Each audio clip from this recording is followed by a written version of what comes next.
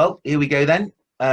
Richard, how's your week been? We're warbling again. We're warbling again. Oh, I've had a good one this week. Yeah, so far it's all been great. I've been looking forward to spending 20 minutes chatting with you again, Ryan, in this, which is episode 17. And we're looking at toward the end of the year. You old flatterer. Well, someone's going to flatter you at some point. Just I mean, it's all these voffies that you've been having clearly with your join me for a voffy that way. Yeah, exactly. Which way? That way. Yeah, my voffy. Yeah. Well, do you know what? I'm still doing some voffies. Oh yeah. Yeah, they're still working out. With that in between bit, aren't we? We're kind of getting out for a few visits. I have got a physical coffee happening tomorrow with a client. But I'm still doing the odd voffy online because I think Boris has just announced, isn't he? We're down to 6 next week. Yes, yeah. The power of 6. What's he called it? The son of 6. I don't know, something. Yeah. Another message. Yeah. What was the strap line? I thought that was probably the best one I've seen. Face. What was it? On the podium. Wash hands or hands, face, space. Space. Hands, face, space. There you go. It was very memorable, obviously. Yes. That's quite an interesting point, though, actually, because that does bring up the idea of communication. And people who've listened and watched this before may have remember us talking about communication being key when it comes down to great customer experience. And obviously, we're all Boris's customers, aren't we? Really, he's delivering a service for us. Be interesting to see what the polls are coming through in terms of how well he's doing. But I think that change in focus and those messages that keep coming out have caused confusion.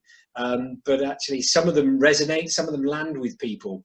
But with others, they don't. And it's this whole changing mindset that I know I've got, the idea that we can now go out for coffee. Oh, it's amazing. It's really exciting. And then I'm running out. And am I thinking about how I'm interacting with people? Am I thinking about the service that I'm looking for?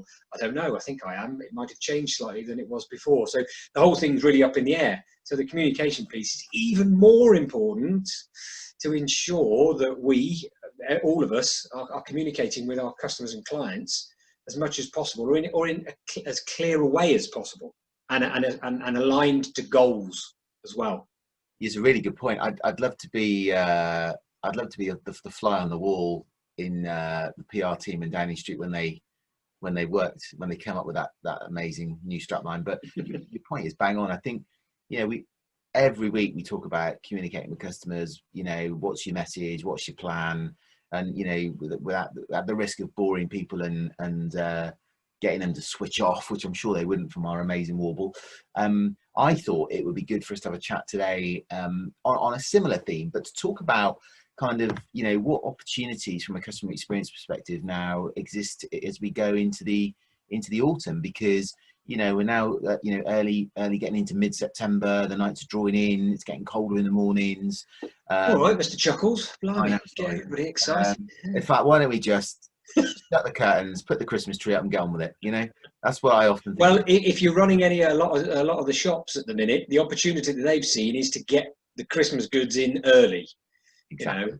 And it's one of my pet hates. I must admit, I'm not known to be, particularly jovial when it comes down to Christmas anyway. But before December, and I'm grumbling away. And it seems to be getting even earlier now. And everybody's this, that, the other. But actually, on the flip side, there are some people who are saying it's great. It's something to look forward to. We've had a shocking summer, and now we're coming into the end of the year, the autumn, the winter period. So there are opportunities there, massive opportunities available for all businesses. Doesn't matter who it is, whether you are, a B2B or whether you're doing the retail or hospitality. There's opportunity there. The other thing I think, I'd want to say on this is, it's really clear, isn't it? We are going to have to live, and well, we've mentioned it before, but now is an opportunity time to mention it again. We are going to have to live with COVID, right? It is not going anywhere soon. And what I notice about some of the service and experience I'm getting from some businesses that some of them have got it. So, actually, I think the professional service firms, You know, they've got a lot of remote working still going on. That model's probably not going to change. And the measurement that we're doing with some of our clients, actually, they're getting really good at this stuff now. It seems you wouldn't know you're talking to somebody in their home. I rang Barclays Bank the other day, and you know, the message was, you know, some of our people are working from home, and you may hear some noises in the background that, you know, you weren't expecting. And I thought, yeah, do you know, I hadn't even thought about that. So, you know, businesses are definitely, I think, getting to the stage now where they are focusing back on the customer, making sure that they are being really clear with the customer what they can expect. And, you know, we know that things aren't normal, and we know that maybe the experience we would have expected in normal times, maybe in some circumstances, can't be replicated as we'd want it to be. But I think that's okay.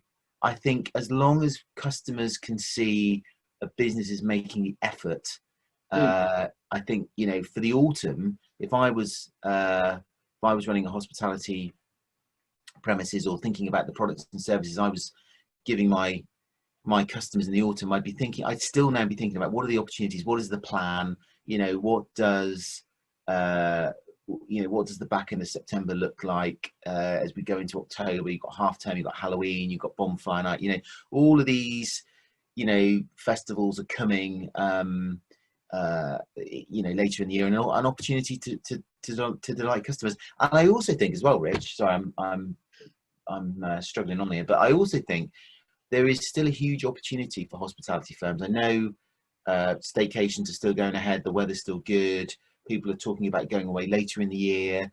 So I think that opportunity to extend summer towards Christmas will definitely happen. So there's still a huge opportunity to delight customers as the year sort of stutters to a finish. It's quite interesting actually, because I did a bit of an interview for the Guild of Fine Foods a few weeks ago for their Fine Food Digest magazine, although they're not absolutely connected, but they're, you know, the Fine Food magazine, Fine Food Digest magazine, was actually asking us about how we see Christmas sort of panning out from that deli and you know, farm shop side of things. And there's opportunities there, I think, particularly with Boris's now, you know, 6 people, the Super 6 message. People aren't going to be going to big Christmas do's. So what are they going to be doing? Well, let's hope that the 6 slightly extends to more people within the home. But even if it is, you know, people are going to be thinking, so do we go out or do we stay in? Is there an opportunity for us to purchase some great products from some great businesses and get them delivered, or go and pick them up, or whatever it is? So yeah, you're quite right. The opportunities are absolutely there. And I know we mentioned the P word, pivot. Wait, with pivot. Bringing that out again. You're not mentioning it anymore. Get told off. But you know, there's still chance for those businesses to think, how can we do it slightly differently coming up to the Christmas period as well? Because it's not just the same one. And of course, hospitality, it's a really, really difficult time. And whether they're going to be able to bring people out and actually be able to have them interacting as they normally do, I don't think it's going to be the case. So how else can they offer their products as well? And that's all down to that communication piece as well. What is going to be going on? Things aren't going to be quite the same. But if we're telling people that's the case, then most people are very reasonable. Like you with your Barclays example. Yeah, no, okay, I get it. Might be some noise. Not a problem. So let me know. It was really interesting that just picking up on that point you just made though, because I was listening on 5 Live this morning to David Potts, who's the CEO of Morrison's, and they've had a really good run. They've just had their first half years at 10%, but their profits are slightly down because they've had to invest in all the COVID, extra staff, extra protection, PPE, and all that kind of stuff. And it was probably the most upbeat interview I've heard for a long time. And do you know what he kept talking about? He kept talking about what his customers wanted. He knew that actually they had to speculate to accumulate, so they'd invested, I think he said 4-fold in their online home delivery, and he says, that's paid real dividends. So the reason I raise that example is because, I think business has a huge opportunity as we go into the autumn, and dare I say it, the C word, further into Christmas, to innovate and pivot about how they're going to provide those products and services and delight the customer. Yeah. Because, we've seen a lot of businesses lately, sadly, very sadly, people losing their jobs and going to the wall. And we've had another host this week with people like Pizza Express and a couple of airlines. It's incredibly tough, and we don't know what October is going to bring with the end of the furlough scheme. But what is really evident, certainly from that conversation that I heard from Morrison's today, was there is still a huge appetite for consumerism, for providing products and services that people want. Mm-hmm. We've blogged and we've talked about this a lot, Rich, haven't we, over the last few months?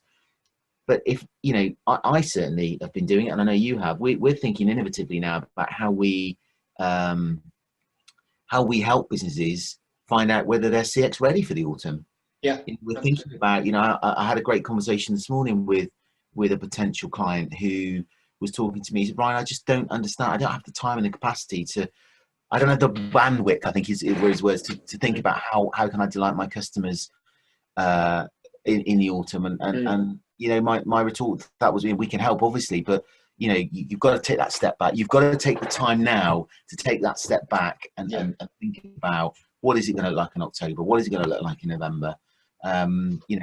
Go back to our favorites. How are people going to get in, get out? How are they going to be able to respond to all of the positive steps we're taking? So now is a good foot on the ball moment. I think people are back from holiday and thinking about the opportunities.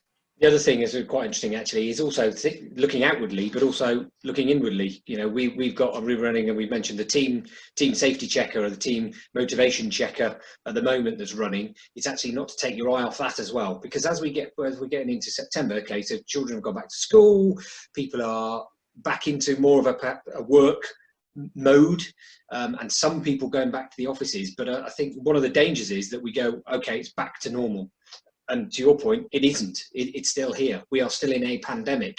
So therefore, we've got to make provision for that for the people. And checking how they feel ongoing means that actually we may well be able to keep that productivity from the remote working point of view at the level that's suitable. It was interesting that the CEO of Netflix earlier on in the week was mentioning how he didn't see anything good coming out of remote working and home working. He's happy for his guys to be there because he knows they have to be, but he doesn't see it as a beneficial way of working for longer term. Now, whether you believe that or not, that's not really the point. We've all got different points of view. The thing that we need to make sure is that insight is still being gathered for the employee point of view and internally, as well as the customer point of view, because customer views are changing, but so are your employee points of view. So both of those metrics feed into this point you mentioned about your CX readiness. So actually being able to almost benchmark yourself or be able to put yourself in a certain area or zone of readiness is quite important at this. Well, I say quite, massive understatement, is massively important at this point in time, because unless you know where you are, you're not really sure how you're supposed to improve and how you can actually delight your customers and make the most of it now until the end of the year. So absolutely, the zone of readiness, if you like, for your CX health is a critical thing to look at now, because then you can do something about it.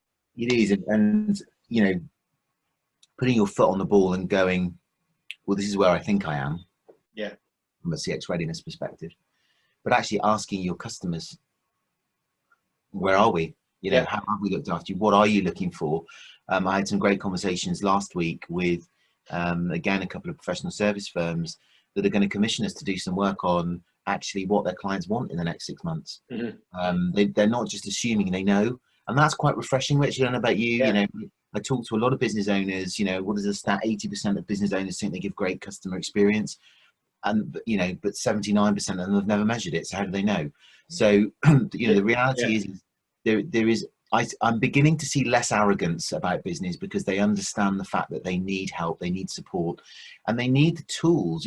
Not understanding what your customers want is in my view, maybe a controversial point to mention, is a fundamental disrespect of your customers, because you are assuming that you know them all, and you're assuming you know what they want, and unfortunately, I think businesses like that are not long for this world, because they won't move in time with their customers' step. Absolutely, and again, that refers back to the sort of zones of CX readiness. You know, that's the risk zone. So those businesses that are operating there and have that assumption, and you know what assumptions do, or assuming does for you and me, right? You know, we can't be there. So the risk is you're going to get left behind. You know, you are going to be operating in the old world, and people are not going to want what you're offering in the way you're offering it. So you need to be pushing forward to more of an awareness zone, as we would call it. So you're going, yeah, okay, I understand the need to do this, and I'm going to start to look at ways in which I can start to gather some of that feedback and actually gain insight. And then from there, you actually start to break through the barriers of lack of insight, because when you start gathering insight in a measured and strategic way, you will start to get ahead of the pack. It's as simple as that. And then finally, you get to the impact zone of readiness, where you are leading the pack, and you're actually bringing people with you, because you are changing the face of customer experience. You are gathering all that data and making decisions before other people to ensure you provide what your customers really want. And it's about experience. We talk about this a lot, about millennials and Generation Z and so on and so forth. They want different things. We need to make sure that's the case. Yeah. So yeah, really important. Zones of readiness, checking where you are in those zones. So I think from today's conversation, I think where we've got is it's, you know, we're going into the autumn. It's the time for the foot on the ball. Where are we? We've had a difficult summer. Well, we've had an okay summer actually, but you know, there's been a point. We know that we've got to live with COVID. So actually having that plan going into the autumn about, you know, what you're going to focus on and understanding what your customers want for the autumn is crucial. Yeah.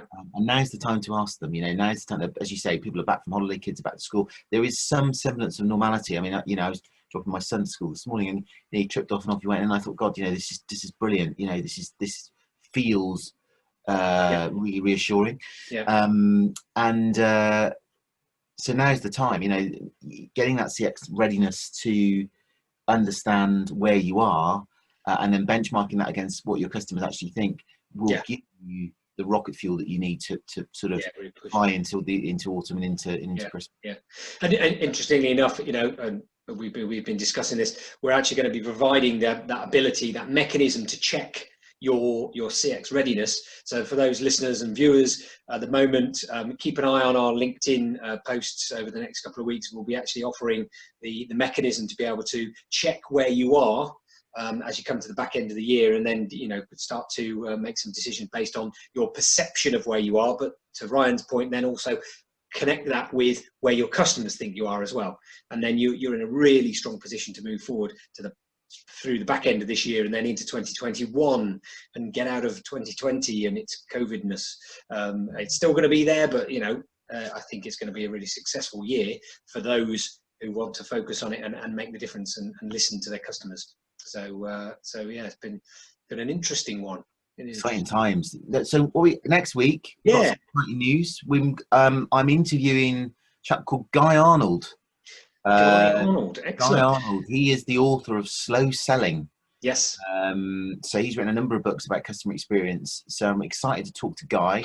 So he'll give us his views on what he thinks great customer experience looks like. And he's a real expert, particularly in the hospitality world. So, you know, for our hospitality listeners and watchers, that's a must. So I look forward to that. So guys, if you've liked what you've heard today, please like, share and comment as always. I've been Ryan Huxtable.